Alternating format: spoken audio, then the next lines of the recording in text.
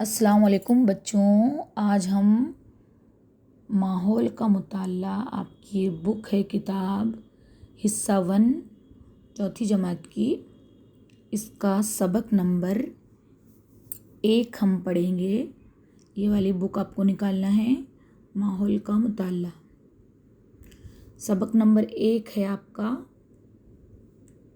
इसका नाम है, उन्वान है हैवानात का दौरे हयात।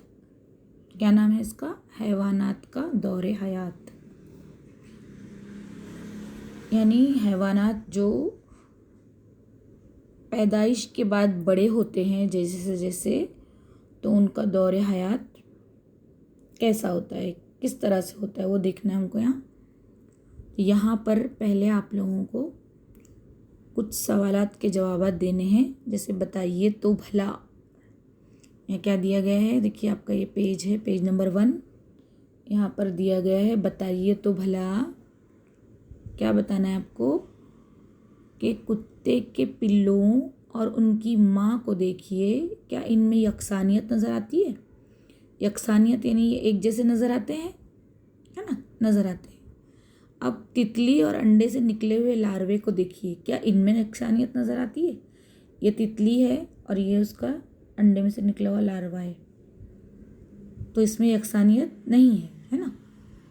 तो हैवानात में कुछ में यकसानियत होती है, यानी एक जैसे नज़र आते हैं, और कुछ जो है वो एक जैसे नज़र नहीं आते। जैसे अभी यहाँ पर मुर्गी और उसका चूज़ा दिखाया गया है। यहाँ पर देखिए, मुर्गी क्या करती है, अंडे देती है और अंडे में से उसमें से चूज़े निकलते हैं। क्या बिल्ली के बच्चे अंडों से निकलते हैं? ये बिल्ली है, ये उसका बच्चा है, तो बिल्ली के बच्चे अंडों से निकलते हैं? नहीं, बिल्ली अंडे नहीं देती, मुर्गी अंडे देती है। ठीक है। अब यहाँ पर देखिए हैवानात की नशोनुमा, यानी जो हैवानात है, जानदार जानवर है, उनकी नशोनुमा कैसे होती है।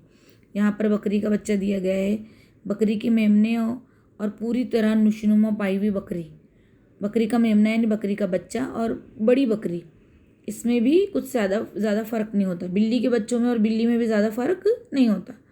बच्चे माँ के पेट में नशोनुमा पाते हैं और माँ के पेट से इनकी पैदाइश होती है। ये हैवानात अंडे नहीं देते, लेकिन कौवा, मकड़ी, गिरगट जैसे हैवानात अंडे देते हैं। ठीक है, ये समझ में आ गया आप लोगों को। उसके बाद हम आएंगे नेक्स्ट पेज पे।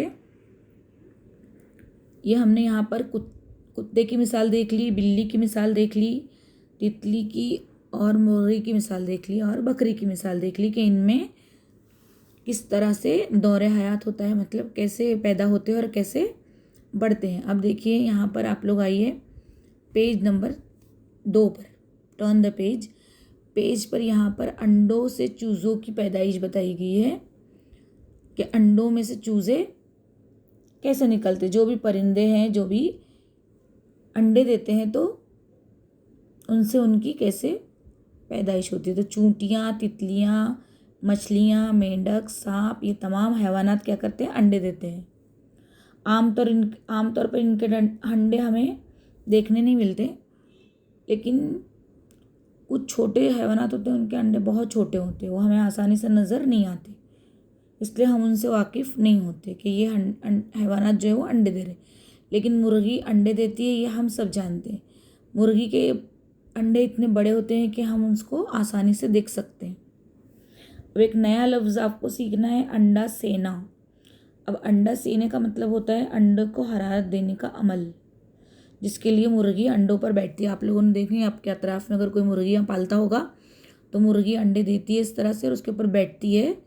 तो मुर्गी क्या करती है, अंडे देती है, और अंडों में से चूज़ों की नशोनुमा के लिए उसको हरारत की ज़रूरत होती है, गर्मी की। तो इसलिए अंडे देने के बाद मुर्गी अंडों पर बैठी रहती है और अंडों को हरारत पहुंचाती है, गर्मी। अंडों में चूज़े आहिस्ता आहिस्ता बढ़ने लगते हैं। नशोनुमा मुकम्मल होने पर चूज़े अंडे के खौल तोड़कर बाहर निकल आते हैं। ज़रा बड़े होने तक मुर्गी चूज़ों का ख्याल रखती है। देखो ये चूज़ा निकला ना अंडे तोड़कर बाहर, और यहाँ पर देखो मुर्गी अंडा सी रही है अंडा। ठीक है, क्या आप जानते हैं जिस वक्त मुर्गी अंडों पर बैठी होती है उस वक्त वो अंडों की हिफाजत के लिए जारहाना रवैया इख्तियार करती है। अंडों के पास किसी को जाने पर वो उसे मारने के लिए दौड़ती है। मतलब अपने अंडों के पास वो किसी को आने नहीं देती जब वो बैठी रहती है उस पर। अब देखिए यहाँ पर, आइए दिमाग पर जोर दें। हमको अपने दिमाग पर जोर देकर बताना है कि मुर्गी और उसके चूज़ों में कौन कौन सी यकसानियत पाई जाती है। ठीक है, देखो आप लोग अपने अतराफ में चूज़ों को और मुर्गियों को। तो यहाँ हमने मुर्गी का हमने देखा। अब उसके बाद हम आएंगे पेज नंबर 3 पर। पेज नंबर 3 पर यहाँ दिया गया है काया पलट। काया पलट मतलब यानी इसका मतलब है एकदम से चेंज होना, एकदम से बदल जाना। जैसे मेमना जो बकरी का बच्चा होता है और बकरी होती है उसमें यकसानियत पाई जाती है, वो एक जैसे नज़र आते हैं। चूज़े और मुर्गी में भी यकसानियत होती है, लेकिन तितली के लार्वे में और तितली में बहुत ज़्यादा फ़र्क पाया जाता है। बच्चे और पूरी तरह नशोनुमा पाए हुए हैवान में नुमाया फ़र्क को क्या कहते हैं? काया पलट कहते हैं। काया पलट कब कहते हैं? जब एकदम ज़्यादा फ़र्क हो। तो अब तितलियों में काया पलट किस तरह से होता है ये देखिए। खूबसूरत शक्ल और तितलियाँ, रंग बिरंगी तितलियाँ हमारे माहौल का एक हिस्सा है। तितलियों की ज़िंदगी नबातात की कुर्बत में गुजरती है। नबातात यानी जो पेड़ पौधे होते हैं। तितलियों की नशोनुमा 4 मरहले हैं, उसके 4 स्टेज है। पहले तो तितली अंडा देती है, फिर से वो लार्वा बनता है, फिर प्यूपा बनता है, खौल, और उसके बाद उसमें से वो बालिग तितली निकलती है, यानी बड़ी तितली, ये वाली। तो इनमें बालिग मरहले के जो दौर होता है उसको हम तितली कहते हैं। ठीक है, चितरंगी तितली हमारे यहाँ बहुत ज़्यादा पाई जाती है। चितरंगी का मतलब रंग बिरंगी। इसकी मिसाल के ज़रिए हम देखेंगे कि तितलियों की नशोनुमा किस तरह होती है। तो ये यहाँ पर हम यहाँ देखेंगे कि तितली क्या करती है। पहले चितरंगी तितली जो है वो रुई के पत्तों पर अंडे देती है। देखो ये रुई के पत्ते हैं, इस पर पहले वो ये अंडे देती है यहाँ पर। फिर उसमें से वो अंडे में से 6 से 8 दिन के बाद लार्वे बाहर निकलते हैं। ये लार्वा है वो पत्ते पर।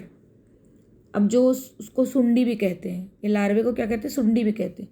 तो सुंडी जो है वो अंडे से बाहर निकलती है और फौरन खाना शुरू कर देती है। किसको खाती है? पत्ते को। जिस पत्ते पर वो अंडे से निकलती है पत्ते को कुतर कुतर कर खा लेती है। और उसके खाने की रफ्तार बहुत ज़्यादा होती है, इसलिए इसकी नशोनुमा तेज़ी से होती है। ये जो सुंडी होती है, लार्वा होता है। ठीक है, अब यहाँ पर हमको एक नया लफ्ज़ सीखना है, केंचली।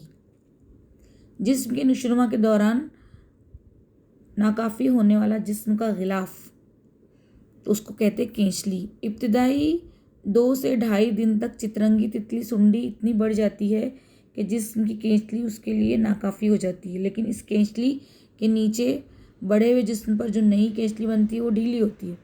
अब पुरानी केंचली से सुंडी बाहर निकल आती है, उसे सुंडी का केंचली उतारना कहते हैं। ठीक है, तो ये हमने देखे कि तितली जो है वो पहले इस पर अंडे देती है। किस पर?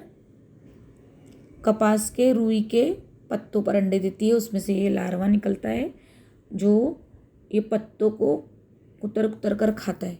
फिर उसके बाद उसके ऊपर जो ये केंचली चढ़ी है वो केंचली वो उतारता है। उसके बाद अब हम देखेंगे पेज नंबर 4 पे आ जाओ। देखिए यहाँ पर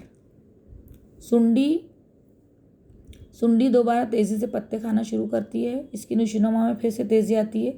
2-2.5 दिन के बाद वो केंचली उतार देती है। देखो ये इस तरह से, इस तरह 2-4 मरतबा केंचली उतारती है। चितरंगी किस्म की तितलियाँ 10-12 दिन सुंडी की हालत में होती है।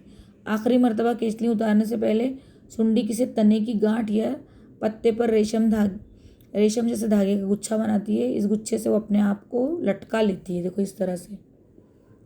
इस वक्त केंचली उतारते हुए खौल में बंद हो जाती है। नशोनुमा का ये मरहला प्यूपा कहलाता है। क्या कहलाता है ये मरहला? प्यूपा। पहला जब वो देती है वो अंडे के बाद लार्वे के बाद प्यूपा।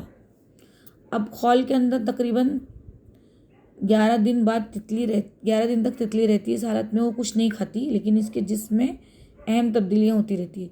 खौल के अंदर चितरंगी की नशोनुमा मुकम्मल हो जाती है।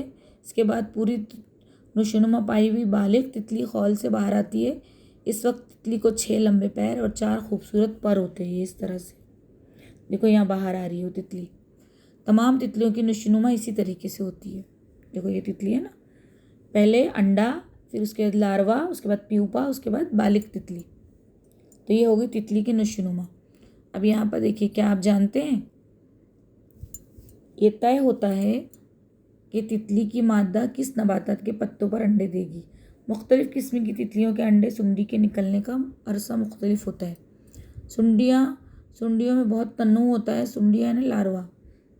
मुख्तलिफ़ किस्म की सुंडियाँ मुख्तलिफ होती है। इनका जिस्म लंबूतरा होता है। कई सुंडियों के जिस्म पर बाल जैसे रेशे होते हैं।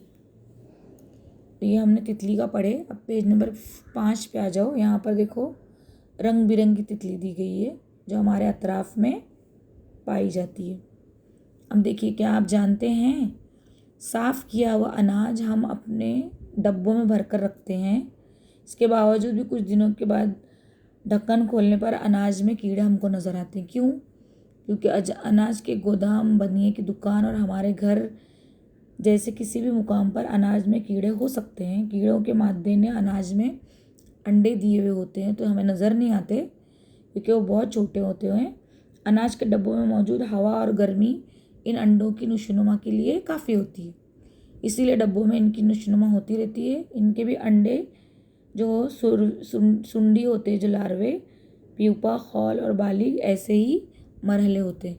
जब हम डब्बा खोलते हैं तो हमको अनाज में कीड़े नशोनुमा के जिस मरहले में होते हैं हमको वही दिखाई देते हैं।